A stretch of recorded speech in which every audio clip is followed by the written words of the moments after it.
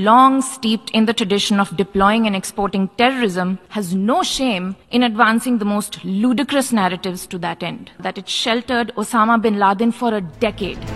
পাকিস্তান একটি সন্ত্রাস তৈরির কারখানা, যেখানে তারা ইসলামিক টেররিস্ট উৎপাদন করে ওসামা বিন লাদেনের মতো বিশ্বের শীর্ষ সন্ত্রাসীকে আশ্রয় দেওয়ার লজ্জাজনক ইতিহাস থেকে তারা নিজেকে কখনো লুকাতে পারবে না।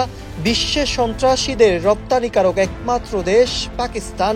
এভাবে জাতিসংঘে সাধারণ অধিবেশনে পাকিস্তানের বিরুদ্ধে কড়া নালিশ করেন ভারতীয় কূটনৈতিক ফার্স্ট সেক্রেটারি পেতাল গাহলট। ২৬শে সেপ্টেম্বর জাতিসংঘে দেওয়া এক বক্তব্যে এসব অভিযোগ করেন তিনি। এর আগে পাকিস্তানের প্রধানমন্ত্রী শাহবাজ শরীফ তার ভাষণে ভারতকে হিন্দুত্ববাদের উগ্রবাদ বলে অভিযোগ তোলেন। সে অভিযোগের পর ভয়ঙ্কর পাল্টা অভিযোগ দিল ভারত। বজ্রকণ্ঠে পাকিস্তানকে আঘাত হেনে বলেন, সন্ত্রাসের কারখানা চালিয়ে যাওয়া পাকিস্তান অন্যকে দোষারোপ করে রেহাই পাবে না।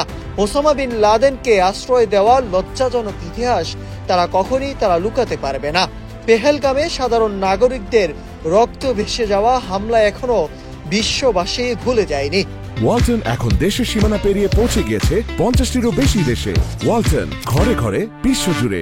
তিনি আরো হুঁশিয়ারি দিয়ে বলেন, যদি ভাঙা রানওয়ে আর পুড়ে যাওয়া হ্যাঙ্গার পাকিস্তানের প্রধানমন্ত্রীর কাছে বিজয় মনে হয়, তবে সে আনন্দ পাক। কিন্তু মনে রাখুক, পাকিস্তান কেবল এক বিপজ্জনক শত্রুই নয়, তার থেকেও ভয়ঙ্কর এক মিত্র। তাই বিশ্বকে সতর্ক থাকতে হবে। গাহলট স্মরণ করিয়ে দেন, একদিকে পাকিস্তান যুদ্ধবিরতির জন্য ভিক্ষা চেয়েছে, আর অন্যদিকে তাদের সামরিক বাহিনী উচ্চপদস্থরা সন্ত্রাসীদের জানাজায় দাঁড়িয়ে শ্রদ্ধা জানিয়েছে। এই ভণ্ডামি বরদাস্ত করা হবে না। ভারত তার আত্মরক্ষার পূর্ণ অধিকার রাখে এবং পাকিস্তান মিথ্যা তথ্য ছড়িয়ে দায় এড়াতে পারবে না। ভারতের অবস্থান একেবারে স্পষ্ট।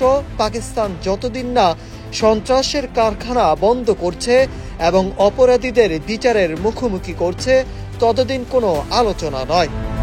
Nahid Hasan, news desk, Ittefaq.